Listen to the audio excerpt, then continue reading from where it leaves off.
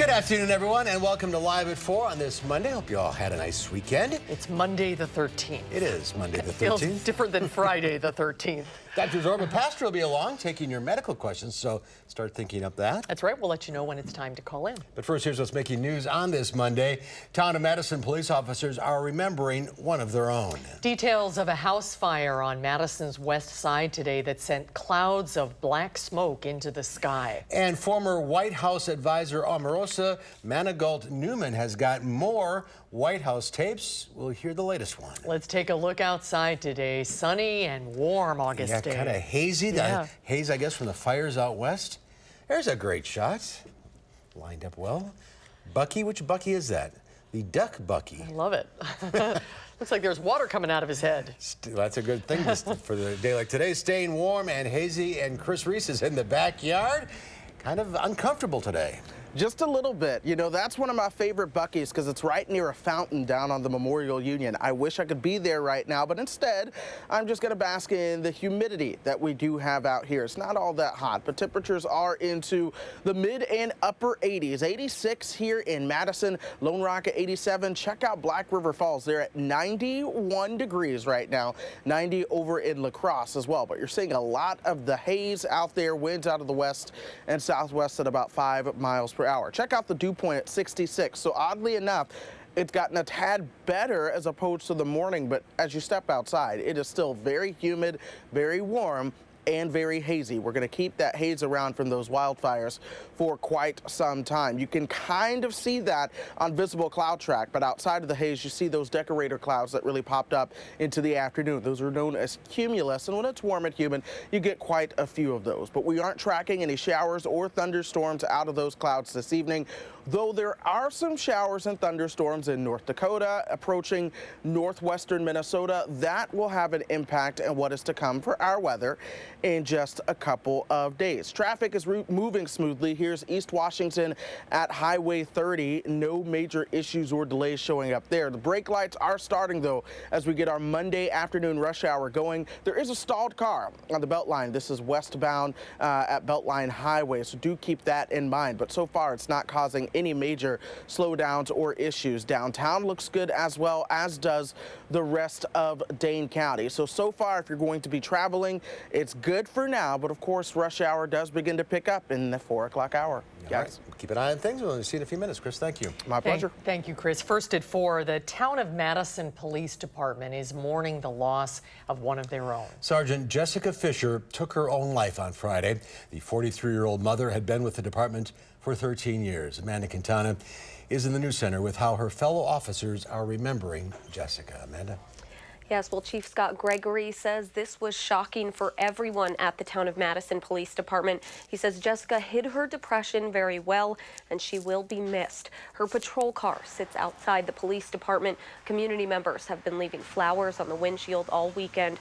Although it's hard, Chief Gregory says it's important to talk about suicide and depression in law enforcement, now thinking of other ways that his officers can look out for each other.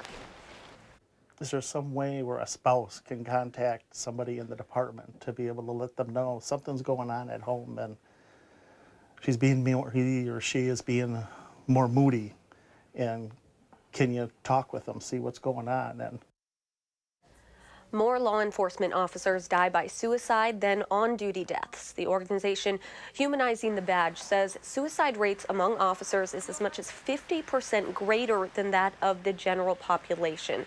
Gregory says oftentimes officers don't properly deal with the emotions they have from seeing so many bad things while out on the job, and they need to find better ways to deal with it and talk about those emotions. Some places you can turn to talk. The National Suicide Prevention Lifeline, that's at the bottom of your screen. That's 800-273-8255.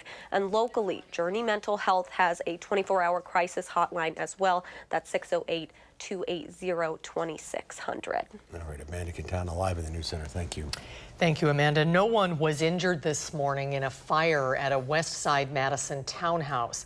Firefighters arrived to find flames and heavy smoke billowing from the building on Cricket Lane off Old Sauk.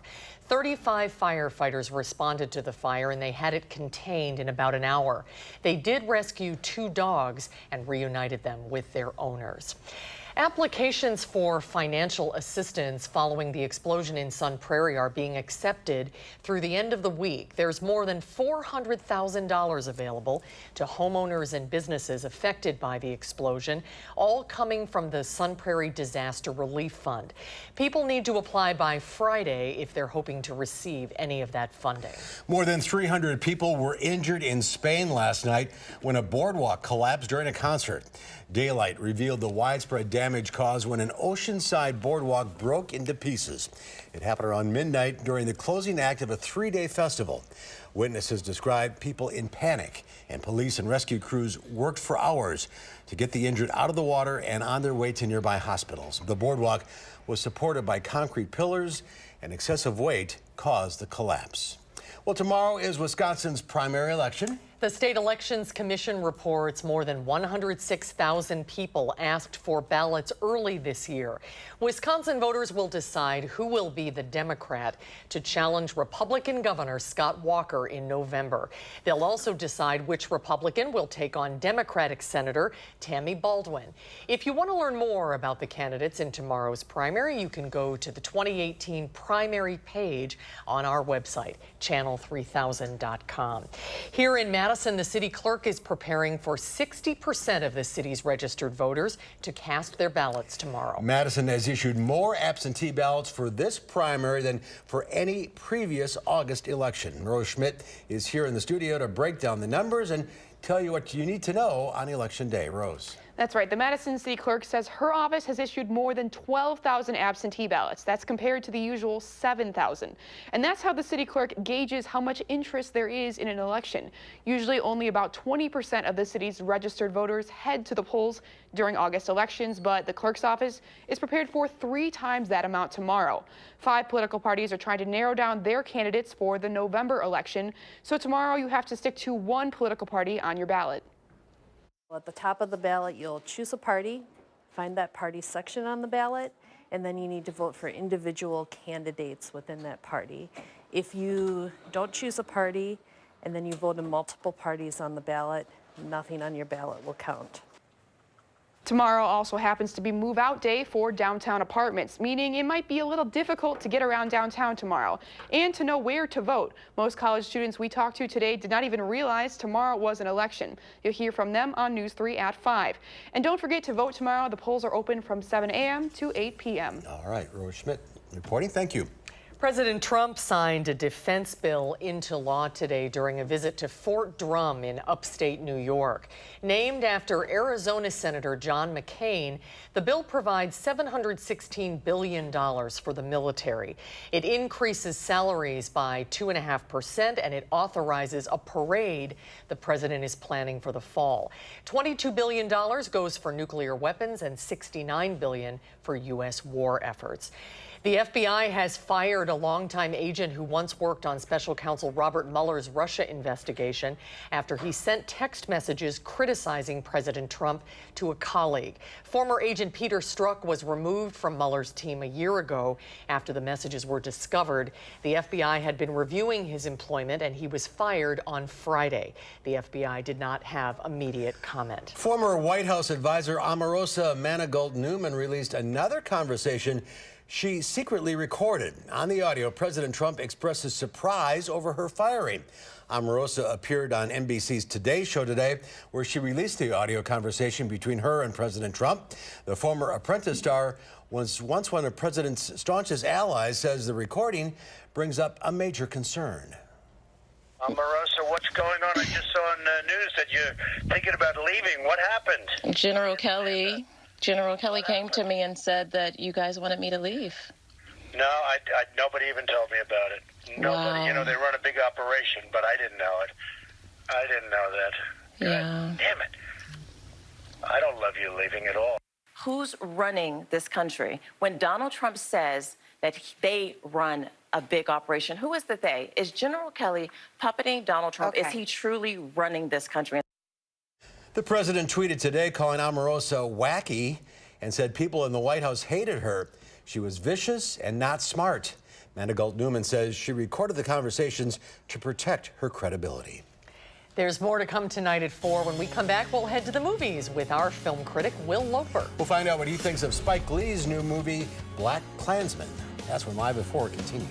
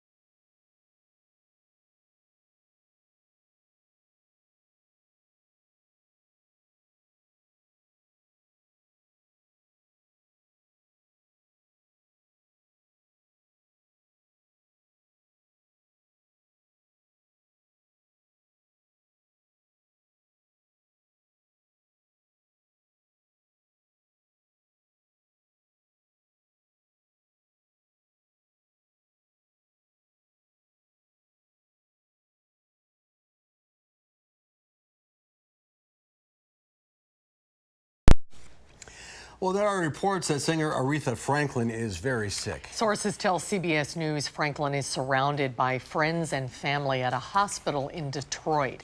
The 76-year-old has been dealing with health issues for several years. Following doctors' orders, she canceled several performances. Franklin started making records when she was 14 years old. She went on to record a large number of iconic hits, including Respect. Fans and celebrities are posting messages of support for Franklin on social media. Well, Turkey's worsening financial crisis took a toll on Wall Street today. The Dow Industrials fell 125 points. Ending the day at 25,187, the NASDAQ Composite Index lost 19, and the S&P 500 was off 11.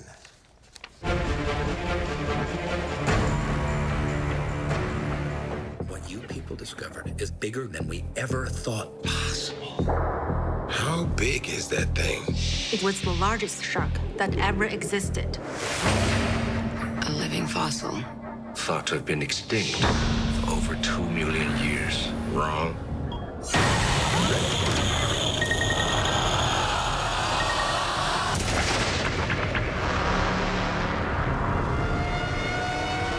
God. It's a megalodon. He's kidding, right? That was a clip from The Meg, one of the newest movies to take a bite out of the box office. I just jumped a foot. You did jump. I don't know about you at home. Does the movie swim, or is it in need of a life preserver? Here to let us know what he thinks is our film critic, Will Loper. That was a great scene. Yes, apologies for jumping at home as well. If you're looking for giant prehistoric shark thrills, you'll find more than enough of them in The Meg, even if the movie doesn't have nearly as much fun as it should with the premise. So a crew of scientists, they discover a new deepest part of the ocean. Only problem is that's where the gigantic shark from the age of dinosaurs lives. Of course, the shark is released, and it's up to Jason Statham to pretty much single-handedly take on the shark. Now, there's plenty of tense moments of people almost getting eaten and just trying to stop the shark before it gets to a crowded beach. I wouldn't say this is quite a must-see in theaters, but, you know, if you need that giant shark fix, you'll be more than satiated with The Meg. You're going to need a bigger boat. We are going to need a much bigger boat, yes. Jason Statham, anything that he's in is intense. Oh, absolutely, and he's just as intense in here, and they do kind of poke fun at how he's just this tough, macho hero type who I was really hoping he would just punch the shark right in the face, but he never quite gets that ridiculous. Now, how are the computer graphics here? Are they shark realistic? They're decent, yeah. It could be better, but... But it's scary? It's scary. Okay. It works for what it is, All right, yeah. so the rating. I give this one 3 Dories out of 5. Best part of the movie involves Jason Statham singing Dory's song from Finding Nemo. Really? There you go. Yes. So, all right. Bit of fun in the movie, yeah. Up next, Black Klansman. When's the last time they let a rookie lead an investigation? Oh, that's right. Never. Okay, become his friend. Let's get invited back. So what kind of stuff you guys do? Cross burnings, marches. This is fixing to be a big year for us. You ask too many questions. You undercover or something? So this is based on an incredible true story of a black police detective who infiltrates the Ku Klux Klan. John David Washington stars as Ron Stallworth, who calls up the KKK looking to join, and when they accept him, he sends another undercover detective, played by Adam Driver, to be the in-person Ron Stallworth. So the movie is equal parts searing social commentary. It's tense, funny, upsetting. It's also an absolute must-see. So the events of the movie take place in 1972, but there are plenty of modern-day parallels, especially when the film closes with footage of last year's Unite the Right rally in Charlottesville, Virginia. It's a movie that's both important and entertaining, and I say just absolutely go see it. This is Denzel Washington's son in the lead role. And, you know, I can't say I would have recognized him if I hadn't known that ahead of time, but he's great. He's absolutely terrific in this film. And this is a true story. It's a true story, and it's just unbelievable that this black police detective, you know, it sounds completely made up that he was able to go undercover and join the KKK, but... And Adam Driver's so good, too. Adam Driver is amazing in this film. Great actor. All right, so what is the rating? I give this one 4.3. Spike Lee's the director of the film. He's in his 60s, but he's not slowing down. Must see, you say. Must see, I say. Go see it, absolutely. All right, next week. We've got Crazy Rich Asians.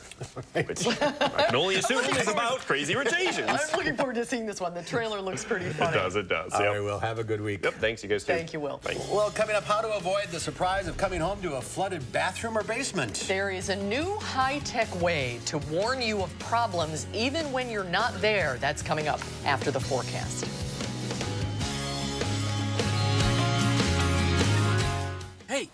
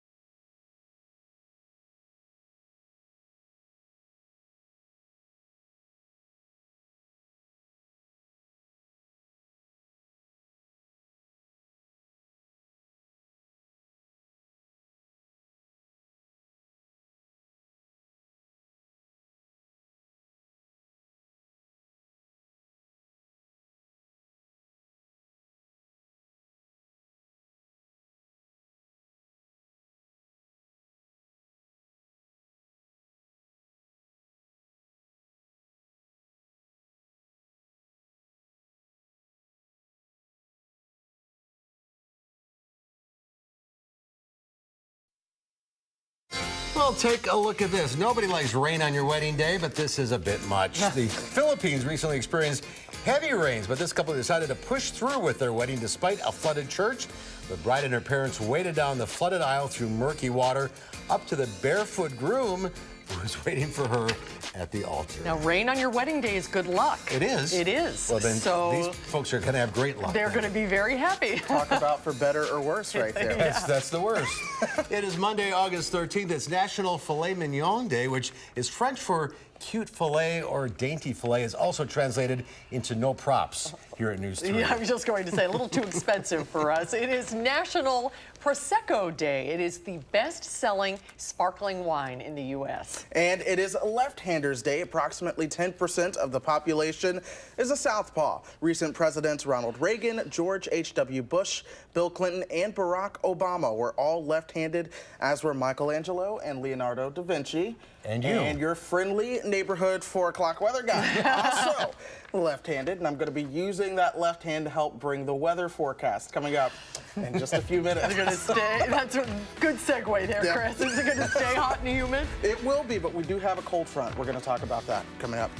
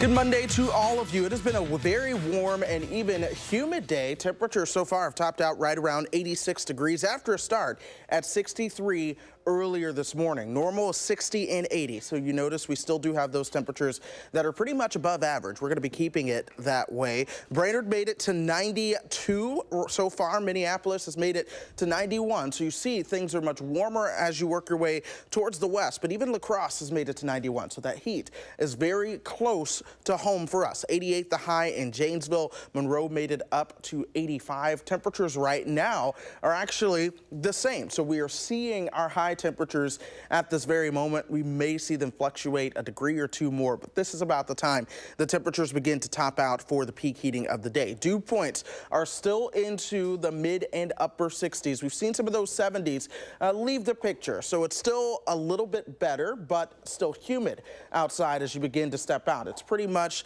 at the point that everyone's going to need that extra deodorant because you're going to be pretty sweaty. We're beyond a bad hair day at this point. You're going to notice that humidity. We're going to be staying humid as we go through the next 12 hours or so. And tomorrow getting humid as well before a cold front begins to work its way in. Here's how things are shaped up. We've essentially got a dome of high pressure over the Great Lakes region. To the south and west of that and to the north and west of that, we're seeing what is known as return flow, bringing in more of that moisture. Across North Dakota, things are a bit drier. That is where we are tracking a cold front into the picture. In fact, they're already 21 degrees colder than they were just 24 hours ago. But until that cold front gets here, we are going to be following that south and southwesterly wind that is going to keep things very warm and humid. Now, as we go through the day tomorrow, our high pressure moves on to the south and east of us, eventually low pressure coming at us from the central plains, and then our cold front moving in from the north. This region of low pressure is going to be throwing some additional moisture northward before this cold front gets here. That will eventually begin to unpack a lot of that moisture in the form of rainfall, especially across the southern half of Wisconsin and through points south as we go through Wednesday and Wednesday afternoon in particular. Here's how wind speeds will play out. Of course, we do have the south and southwesterly winds. As of now, we're going to be keeping the winds like that as we go through your Tuesday, which is why things are still going to be very warm and humid. But watch what happens as we get through Wednesday. By Wednesday night, the front hasn't completely made it through here, but you'll see that north and northwesterly wind just to our north and west. That is a sign of things to come. Beyond that, things do get at least a little bit cooler for us, but still we're going to be warm today through Tuesday. Temperatures about average for your Wednesday and Thursday. Towards the weekend, we'll see those temperatures begin to rebound to those above average temperatures. Tonight, 66 degrees. You'll see those winds out of the south and southwest at about 5 to 10 miles per hour. We cannot rule out the possibility of some patchy fog into the area. Headed through tomorrow, 87 degrees, very warm with the chance of a thunderstorm or two. So we're going to be keeping a very close eye on that possibility of a thunderstorm. But the next 7 to 10 days do bring several chances for some showers and thunderstorms in, along with several dry times as well. Here we are tomorrow, 81 degrees for your high. I'm sorry, not tomorrow, but into Wednesday, 81 degrees for your high. That is, again, the best chance for those showers or thunderstorms. The cold front comes through, though it's not going to be that drastic of a cold front. And then by the weekend, we do have several days of dry conditions. That humidity will come down a little bit as well, so it'll feel pretty good. Sunday night into Monday, that's going to be the next chance for rain. That is the warm-up ahead of our next cold front. Then comes the rain associated with the cold front. Behind that, we'll have some days next week with temperatures struggling to get out of the 70s, but then they return right back into the low 80s. So it's that yo-yo kind of a pattern where Mother Nature's just taking our temperatures and playing with our emotions for a little bit. But I've seen several posts on social media. I think people are starting to get that fall bug. People are posting a lot of pumpkins. I think it's because school's starting back. People are just ready for fall. But we're going to be up and down with the temperatures for quite a bit. And the humidity is. And the humidity, too, unfortunately. But it looks good for Election Day tomorrow. No problems. No problems tomorrow. Wednesday is the next chance for some rain. All right. Very good. And your hair looks great. The humidity didn't affect it. I know. Humidity's treating me well. But, you know, well, hair anyway. Thanks, Chris. Thank you, Chris. Water leaks in the home can lead to a mess and costly cleanup. But now there's a high-tech way to alert people about a leak, even if they aren't home. Nikki Batiste explains. The water pooled in here. A year and a half ago, a leak formed near Sharon Frederickson's hot water heater. But before it could spread to the rest of the basement, this device warned her. So it worked? It worked. It's worth its weight in gold. It's a water leak detector made by Honeywell. When water hits the cord, an alarm goes off. Sharon gave us a demonstration. The devices are often used under sinks, around washing machines, and in the basement.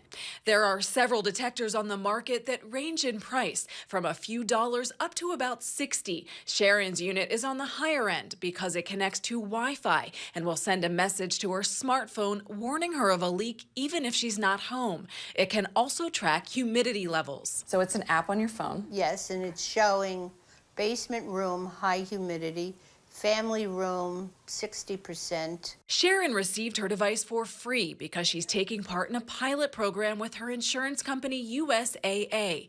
John Michael Kowal works in the company's property product development and innovation unit. He says his team is currently collecting data to see how effective the devices are at stopping damage and keeping clients from having to submit a claim. We're going to be proactive and help really prevent and detect events before they occur. So how has it changed your life? It's made it a lot easier not to have to worry about it. If another leak threatens her home, Sharon should know before it can do any damage. Nikki Batiste, CBS News, Hop Hog, New York. I'd like to have one of those too, I think. All right, well, it's time for our pet of the week.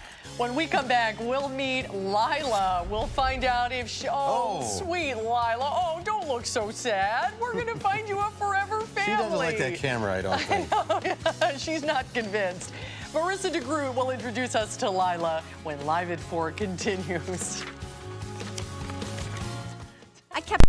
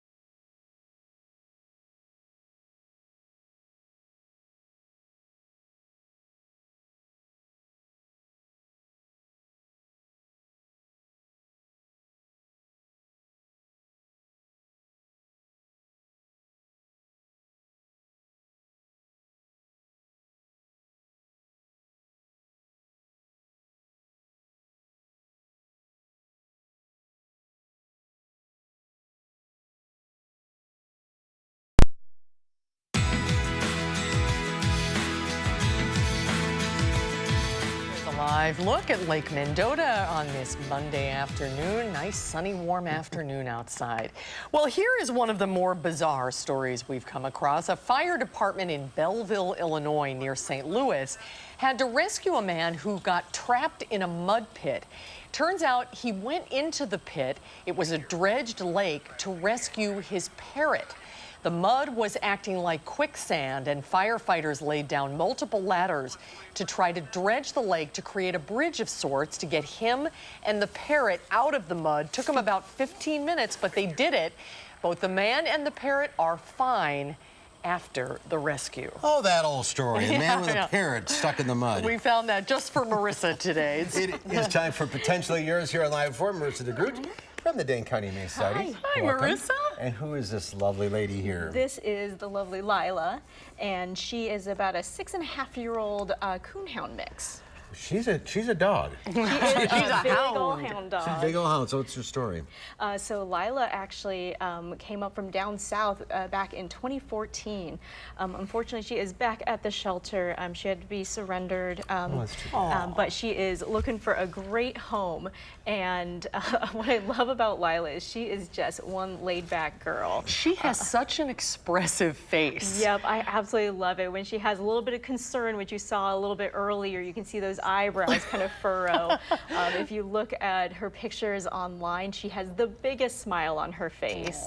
Boy, that nose is just going right now. Yeah, and she loves to get outside, go on walks, but she's not a big fan of the heat. Yeah. So it's not so much a walk now as kind of a saunter for a little bit, and then she's ready to come back in and kind of be a couch potato. Go early in the day. It's a little cooler outside. She's so calm and she's sweet. She's so sweet. And she didn't even want to come here today, right? She's sound asleep. It was a struggle to get her to wake up. She is a big fan of naps and peanut butter. Well, who isn't? There's the smile you're talking about. So, what a good girl. One of your big events coming up, Bark and Wine. Yep, tickets are on sale right now. That is happening on Saturday, September 29th, and it is one of my favorite events of the year. You get to come out to the shelter, meet a whole bunch of the animals that you are helping save. You get to sip some wine, cuddle some puppies, so what's not to love? And you can walk around and check out all the areas. Yeah, really see behind the scenes about what's going on in the shelter and meet a lot of great animals like Lila here. All right. Last week's, or 2 weeks ago, who do we have? Sadie. Oh, we had Sadie, and she was another pup who had been with us a long time at the shelter, and she just got adopted this weekend. We are so excited for her. She was a sweet rat terrier. Really cute.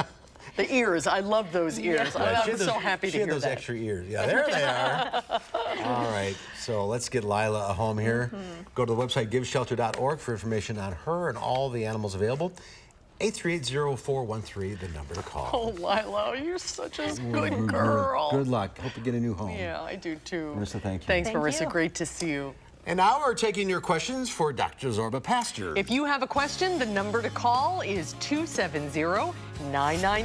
Zorba is in his clinic in Oregon. Hi, Zorba. What are we talking about today? Hi, guys. We're going to talk about salt and how you may actually be able to use more salt than we previously thought.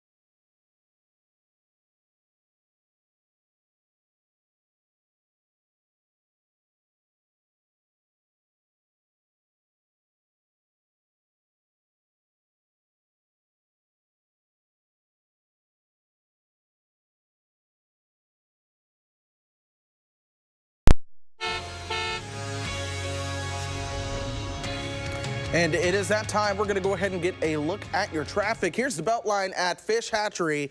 It's moving, but it is moving slowly, and we have seen the traffic volume really begin to increase. Here's a live look right now, and you see already we have a lot of brake lights beginning to show up on the Beltline. Between John Nolan and Verona Road, most folks are moving between about 28 and 35 miles per hour as of now. So it'll take you a little slow or a little longer to get home if you're heading that route.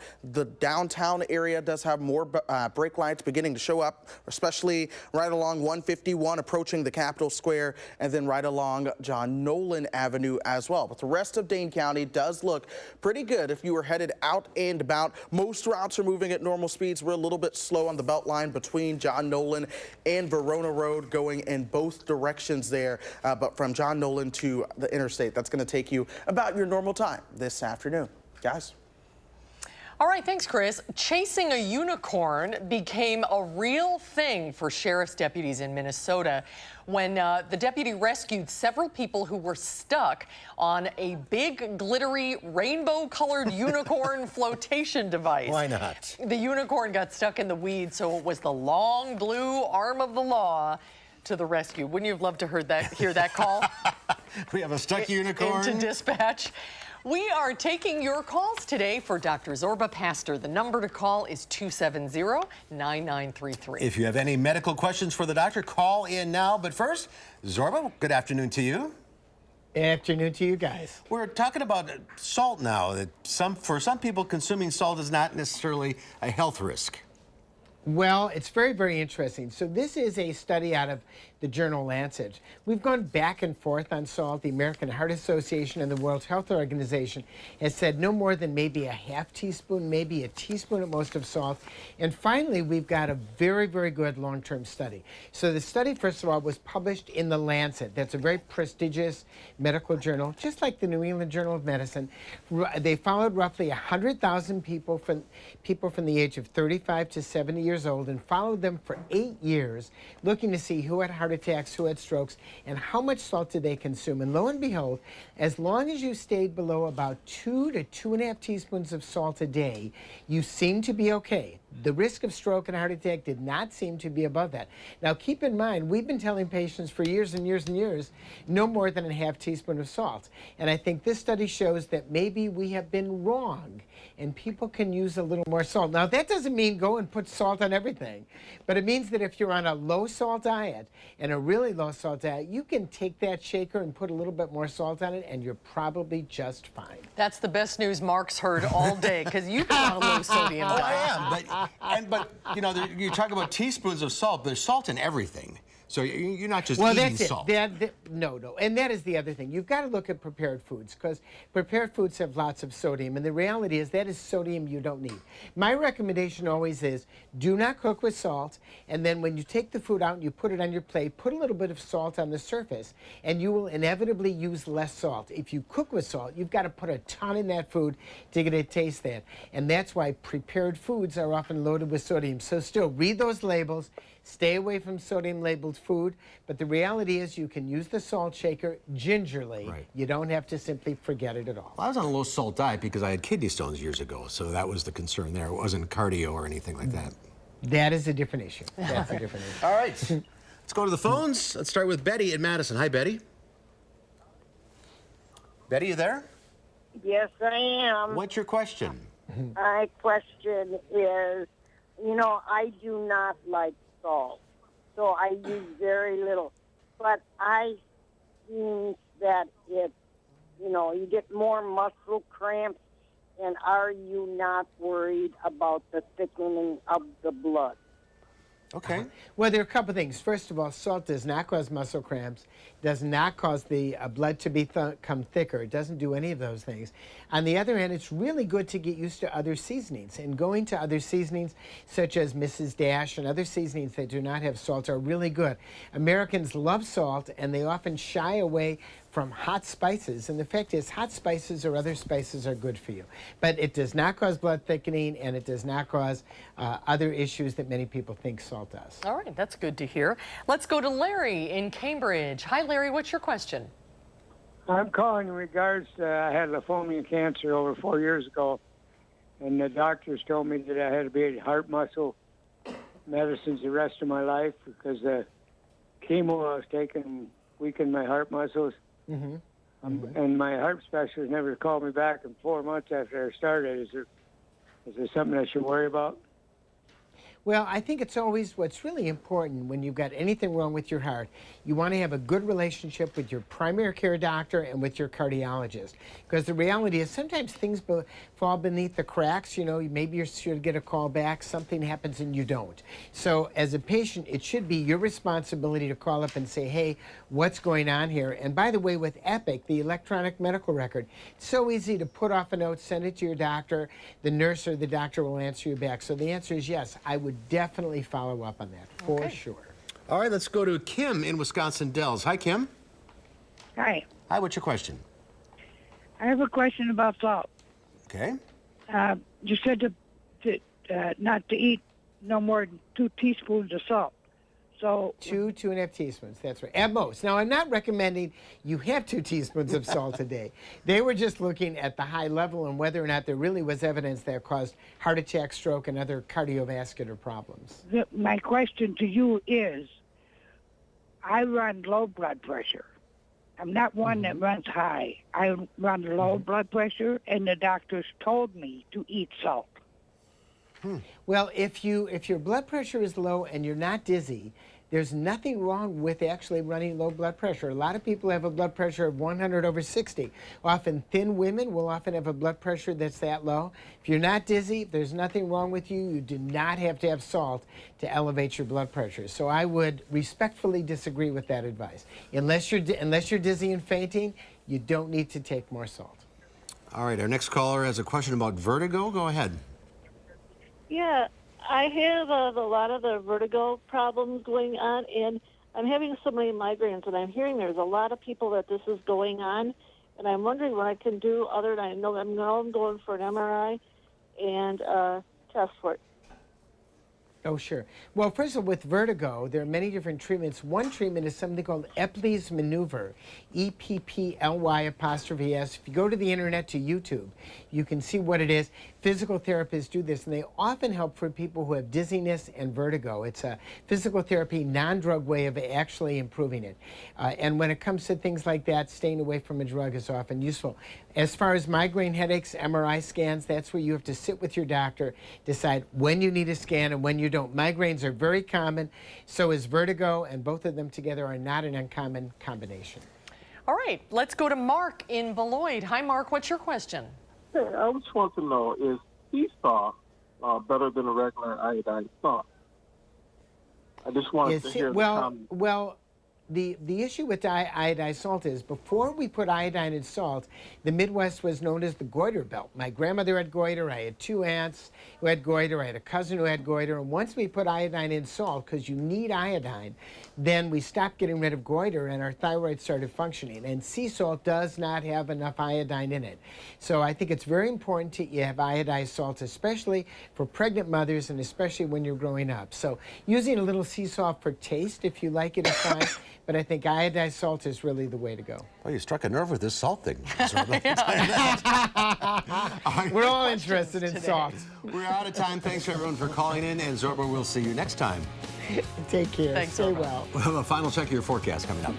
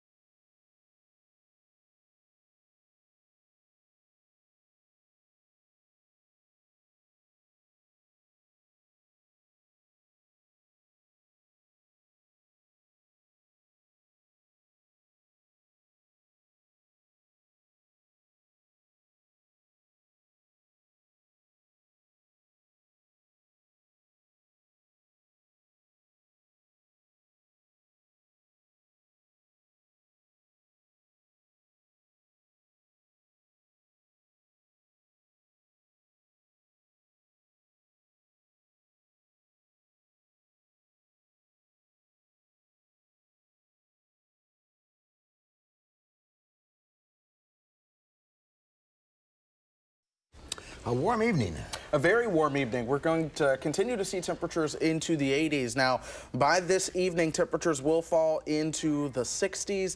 A low right around 66 degrees will be about as cool as it gets. We'll see some fog into the morning as well. But as the fog clears tomorrow, Tuesday will be pretty spectacular. Lots of sunshine and temperatures in the upper 80s once again. It will be humid, though. No reason not to get out and vote tomorrow. No reason not to get out and vote. There are no thunderstorms to even delay you either. All right, good news. And tomorrow here on Live at 4, speaking of which, it is primary election day, and political expert Charles Franklin will tell us what to watch for as the returns come in. And are carrots good for you? Well, some diets actually say no. We'll find out what Consumer Reports thinks tomorrow on Live at 4.